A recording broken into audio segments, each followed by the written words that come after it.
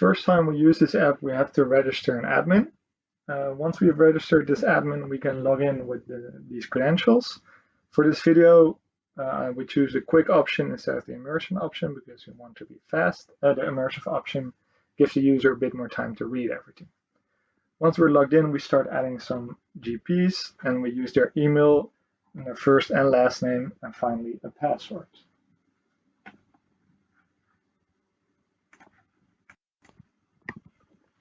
If we log in with a GP, we can add some availability.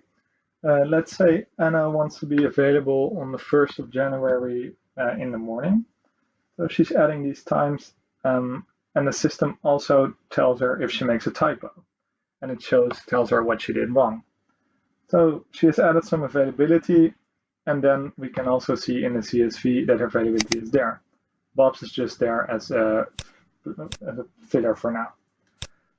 Let's say Anna doesn't want to be available on 9 a.m. anymore. So she logs back in and she chooses to deselect her availability. System asks her if she's sure she doesn't want to be available anymore. And if we go back to the CSV to check, we see that her name is no longer there. The admin can also see who's available and when. So let's say we look at 9 a.m. in the morning. As we saw, Anna was no longer available. So we see that only Bob John is available at 9 a.m. in the morning. Then if we look at 10 a.m., both Bob and Anna are available. Now we're going to register some patients. Patients use an email that I've used for another course because they will actually receive emails in their inbox. But if this email does not exist, the system does not give an error, it just doesn't send the email, and it logs that no email has been sent. So we've created 3 patients, and we can now use them to log in. Also, when a patient tries to register with an email that already exists in the system, he gets an error message that an account already exists with that specific email. Now, when our admin logs in again, he gets some messages that some new patient accounts have been created, and he or she can choose to accept these or not. So he does not accept Elisa, but he does accept Boris and Kenny. And now if we go back to their respective emails, we see that Elisa gets an email that her registration has not been accepted, while Boris and Kenny have received emails that they have been accepted into the system and that they can now log in. Now we're logging in with a patient who can only do so because the admin has just confirmed his registration. So when we log in with a patient, we have different options available to us than when we're an admin or a GP. And this patient wants to book an appointment. You can see that for the 1st of January, these time slots are available. Let's say we want to book an appointment with Bob John at 9 a.m. If we select the doctor, if we put in an input that's not correct, the system tells us it's not correct and we can choose again or exit. So we also want to make an appointment at 10 a.m. With Anna. And you can see that at 9 a.m., Bob John is no longer available. And we can see here that we make a typo, and the system tells us that there's no doctors available. So then we make an appointment with Anne at 10 a.m.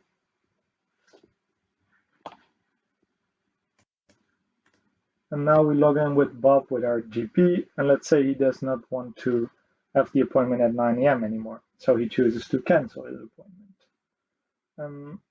So the system tells him which appointments he has, and then he can select one of these. So he's putting in all the information to cancel the appointment. And when Bob does so, he gets a confirmation. When he does so, he's immediately added back to the availability calendar. As you can see, if we log in with the admin again, because the appointment at 9 a.m. got canceled by the GP, if we look at 9 a.m. in the morning, we see that Bob is available again.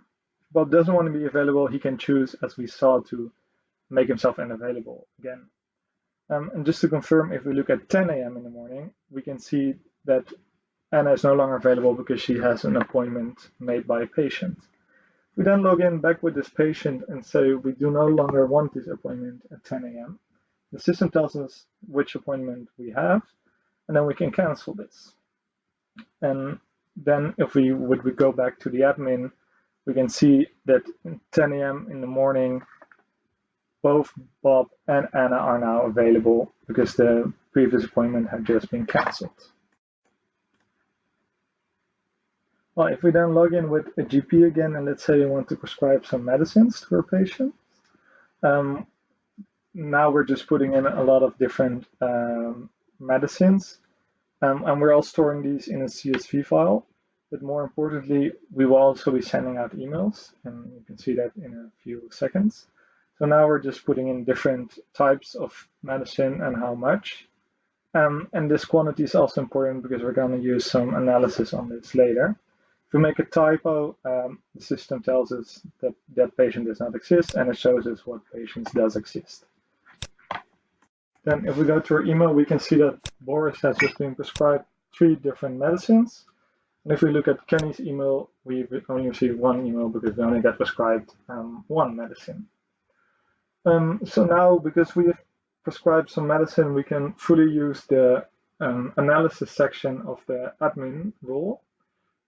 So here, let's say we want to see a nice graph of how much of each medicine has been prescribed.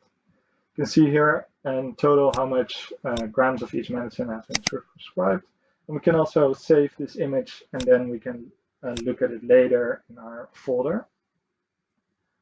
Now we can also see how many active or inactive doctors we have. If we go back to the analysis section, and we can see we have 3 active doctors and 0 inactive. Now we can also see a nice graph of the availability for each month. We can see in this graph that there's roughly 1% availability in January because there's 2 hours where there's doctors available, and there are roughly 2,000 hours in January. February, there's less hours because it's a leap year, so then the availability would be high. We can also see for each specific doctor or each specific patient how much medicine they have been prescribed or they have prescribed. So let's look at Bob John. Bob John has prescribed 3 kilos of medicine.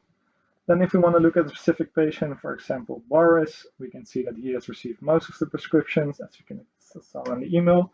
And if we look at Kenny, we see that he only has been prescribed 200 grams of painkillers. So we want to put N on the active, so we get asked for confirmation and we confirm.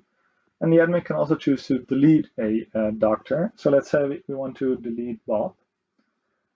So we type in this email, we get asked for confirmation, and we have deleted Bob from the system. So now all Bob's records have been gone, and we will see later how exactly this looks like.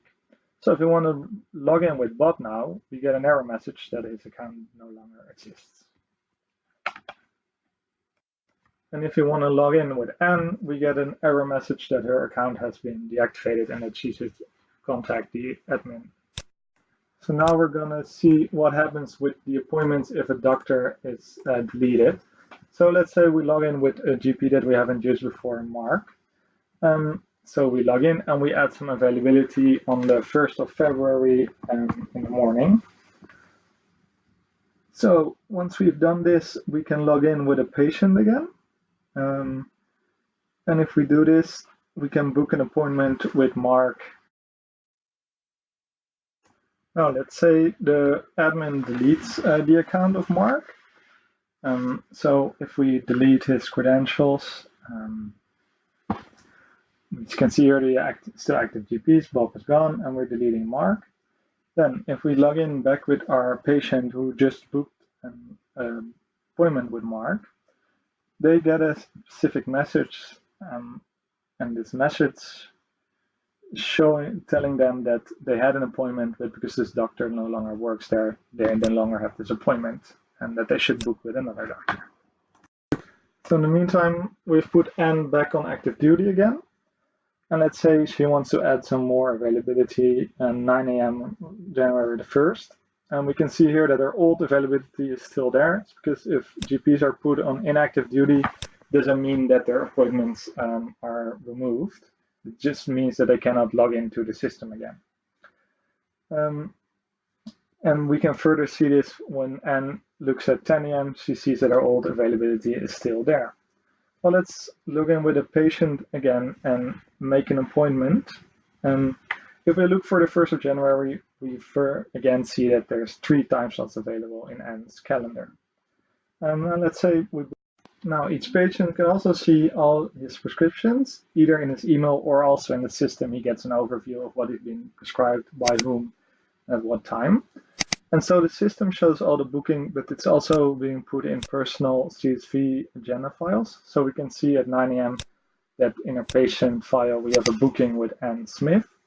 And if we go into her Anne Smith file, we see that we have a booking at 9 a.m. We see the time she's available and the time she hasn't indicated that she's available.